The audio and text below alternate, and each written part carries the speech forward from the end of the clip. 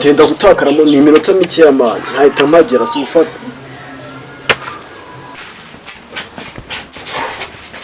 Salamu alaikum. Ako kitari mu kijongo kino kikivira. Akwinjira nashatse none ivenga yenda gasuta urimo gushona. Oye, no mbanza ngo. Ahora kwanza tuvugane. Uretse kuba mbeshye kakira ukavuga ngo ni mwiza ngo uramukunda n'iki kuko ubu ngubu wari warayibye wareba gusinzira bindi ku kintu gitangiye kundaburiza kintuka ibi bintu sibyo nakubwiraga ngo uzabanze unjyane mu mahoro n'umushoneshe abagabo andasha ndetse gato urimo kugira ngo ufatere no revenge karaga ndikomeye hasi ubundi komoka ye urugo ni ryose wa rusaza.